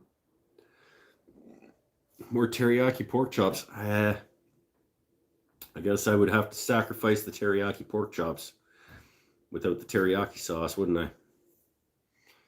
Guess I wouldn't be able to eat Chinese food anymore either because I like soy sauce on my Chinese food. But, I mean, these are sacrifices you need to make during hypothetical discussions. And again, if I replaced one of them with soy sauce, I could make teriyaki sauce. Because you can still make other sauces. These are just the insta dispensing sauces from your fingertips. So I can make teriyaki sauce. Oh, wait, no. These are the only condiments you're ever allowed to eat. I forget the original question.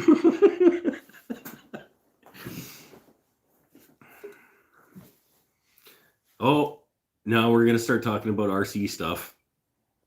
Because Mike's making more RC bridges and people are interested. I'm telling you, man, you guys start that channel. Megan will sign up to watch. You got your first subscriber already.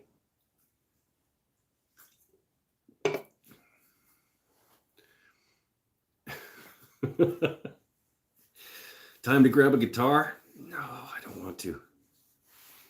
I don't want to. BJ's going to sign up too. See, you got 2 subscribers already. A flavored sauce on food is not the same as a condiment? Yeah, that's the definition of a condiment. It's a flavored sauce you put on food. What do you mean that's not a condiment?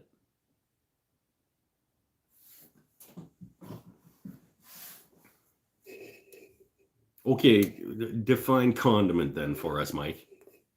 If it's not a flavored sauce you put on food. This will be interesting. Because I don't know what Mike's definition of a condiment is if it's not a flavored sauce you put on food. Condiment is added after food is made. Yeah, you put it on the food though. Or you put the food into it. Like,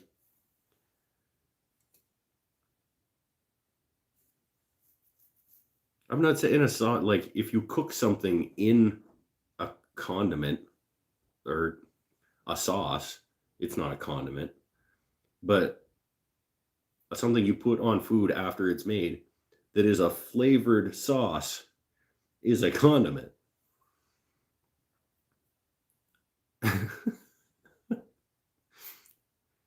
That you dip or spread. Yeah, it's a flavored sauce that you put on food after it's cooked. If you put it on the food before it's cooked, it's not a condiment. It's like a marinade or something. But like whatever. It's a matter of when you put it on the food. It's still a flavored sauce that you put on food.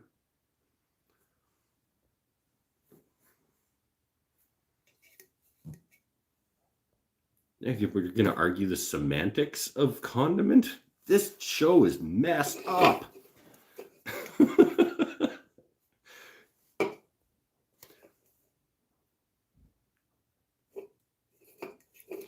Oh, and now we're back to talking about remote controlled trucks. And I'm getting another beer. And we're an hour 47 in, and Marv is thinking about picking up drinking again. And we got people posting the definition of condiment. Substance such as salt or ketchup that's used to add flavor to food. Salt is not a condiment. I'm going to disagree with wherever that definition came from.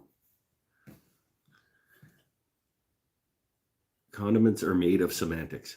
No, condiments are made of flavored sauces that you put on food. Is there a difference between left-hand dispensed condiments and right-handed dispensed condiments? Yes.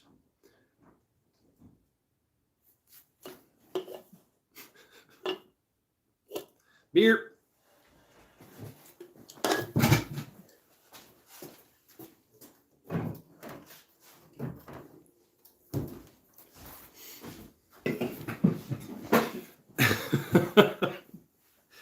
Oh, we got people slowly dropping out. We're down to 16.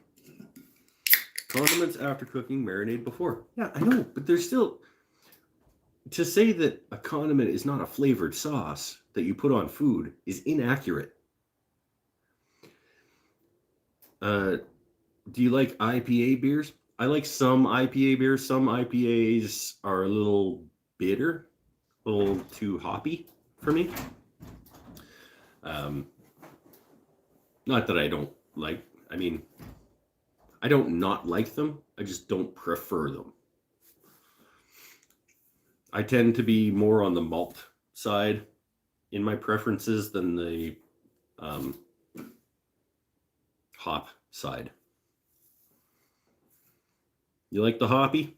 Yeah, everybody's allowed to like what they like, except for Bennett. If both hands dispense condiments, you're going to end up shooting mustard up your bum while wiping, and nobody needs that. Well, it depends where the dispensing, like, do you just get to think, I would like some ketchup, and then or is there like a switch or something? We don't know the mechanism by which the condiment is distributed.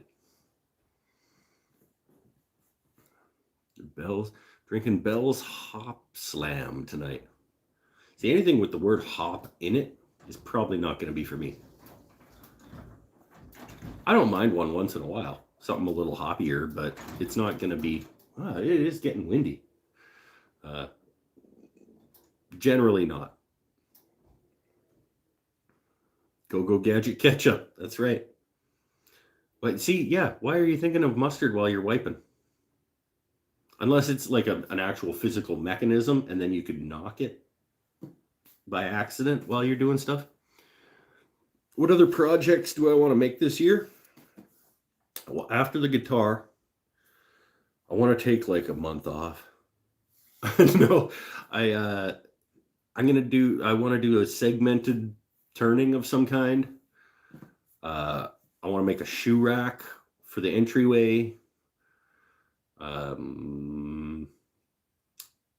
want to make a riser box drawer situation for under the grinder. I want to finish the doors and drawers of the sharpening cabinet. Yeah, there's a few things that I would like to get going on eventually. It's hard to say that like this year. I have more like goal things for eventually than I do like upcoming ideas. Usually the upcoming things are like, what did I just suddenly realize that we need? Except for the shoe rack. Shoe rack I realized we needed quite some time ago. But yeah, there'll never be a lack in terms of stuff that I need to / want to be making.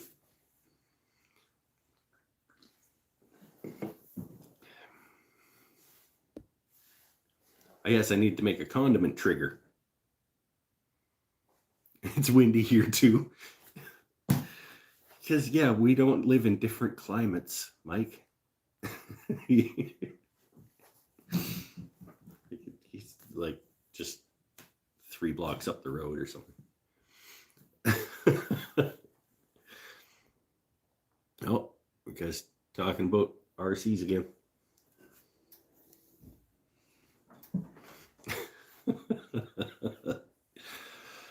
Okay, I think we might be just about getting ready to shut her down. Replacing hollow core doors with solid ones that you're making? Nice. That a guy. Bridge is done. Sweet. Mike finished his RC bridge. He'll have an episode up on Mike's RCs and stuff YouTube channel. So everybody go over there and subscribe. And one of his first videos will be the bridge that he just made tonight. He's running out of beer. No, Paul, that is not the correct translation. I generally don't run out of beer. It's minus 45 here in Saskatchewan. Yeah, that's why I left Saskatchewan, man. Minus 35 here in northern Alberta. Yeah, but well, Molson isn't really beer. Well, I'm not drinking Molson, Paul. Smarty pants. Actually, damn it, I kind of am. Because I think Molson bought Sleeman a couple of years ago. But it's not the same product. It's not a Molson product. They just are the owner of the company. 9 of 14 Canadians here tonight. Pinel's keeping track. He's like doing the secretary thing again. It's 40 here in Alabama. What is that? Like 10 degrees Celsius? Or is that Celsius? It's not 40 degrees Celsius in Alabama.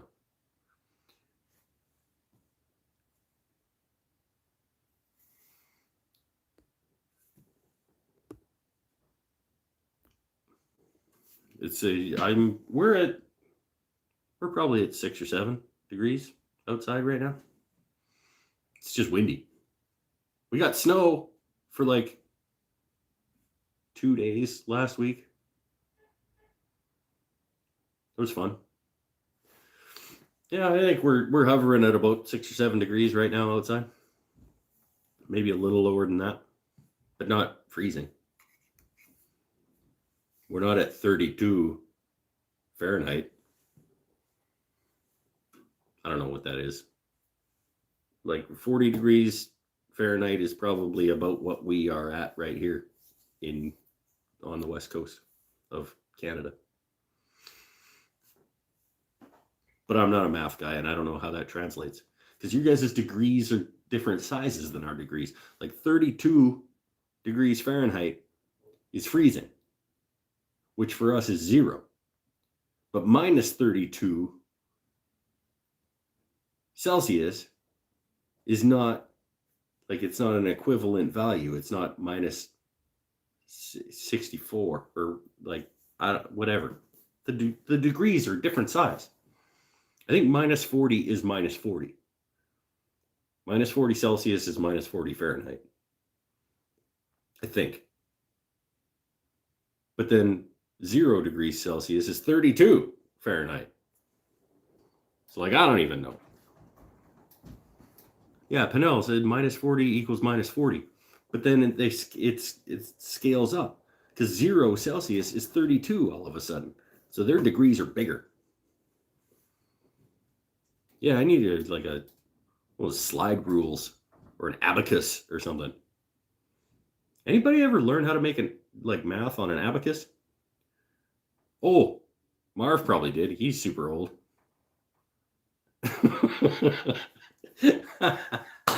Oh, that was a good burn.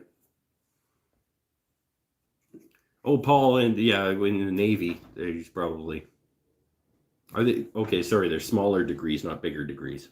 Whatever. I'm not a math guy, clearly. I'm trying to figure out how to make a fretboard on a guitar, and I'm like, they're talking millimeters. My chart for cutting the frets on this fretboard is like, oh, this fret is 9.47 millimeters from the one before it. I'm like, how do you even measure that? 9.47 millimeters. And then draw it with a line, with a pencil, and then cut that line with a saw. The kerf of the saw is bigger than like the 0.03 difference that you're making.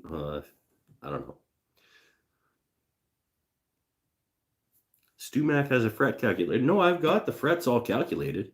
I just don't know how you cut like 0.47 millimeters away from something else.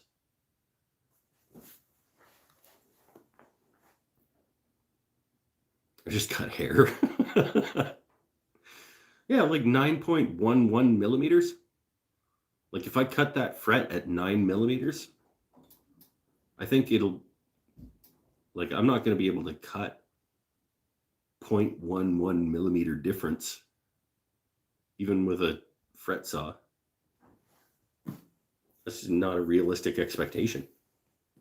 Maybe if I could probably go to 0.5 millimeter, but I'm not going to be able to go to 1/10 of a millimeter when I'm cutting things.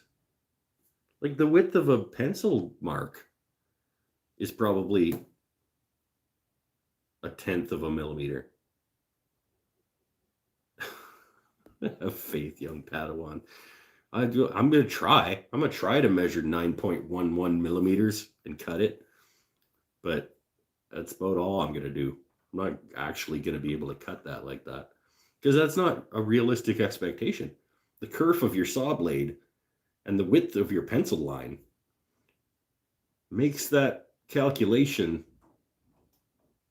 kind of approximate already. Can I lease the Jewish space laser to make those cuts? I don't know. I don't know if the Jewish space laser is like if you can book it, or and I don't know how precise it is. So I'm probably not going to look into it.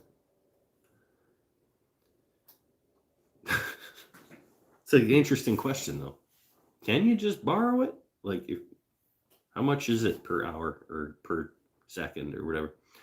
0.5 millimeter mechanical pencil is 0.5 millimeters thick. Thank you, Mr. Pinnell.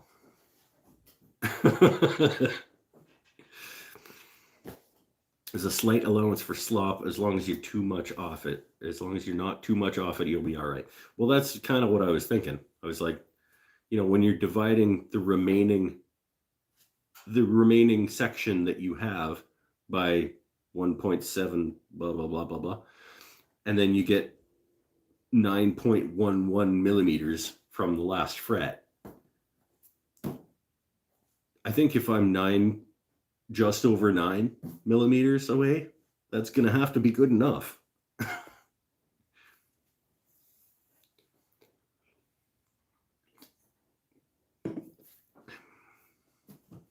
All right, 2 hours. Yeah, Amber's got the right idea. We're gonna get her shut down. I do appreciate everybody coming again for another show. Just gotta go where it takes us, Marv. Yeah, sometimes the conversation goes weird places, and you just ride it along. Yep, Pinnell's asking Paul questions. How off can the frets be before the notes are wrong? That is a good question. I might wait around for that answer. I think, honestly, if you just get them as close as you can to what the math says, that's all you can do. So you won't be able to play Stairway to Heaven if your fret is off? Oh, no, you can. You can play it. It just technically won't be the right note. It'll only be close to the right note, which I'm not even sure that the human ear is going to notice if you're really close. Anyway, stay happy, stay healthy, stay safe. Thanks very much, everybody. It was another fun night. Gotta shut her down. Gotta eat some food. What am I gonna eat? I don't know. Maybe we ordered food again. I don't know what supper was going to be. Maybe there's ginger beef or something upstairs for me. All right. Later, assholes. Thanks for coming. Ooh, 8.8 millimeters is an acceptable variance on a classical guitar. 0.8? Then why am I getting 9.11 on my calculation? Like, if 0.8 is okay, then I just do everything. Yeah. Anyway, I'll get it figured out over the next little while. Thanks, everybody.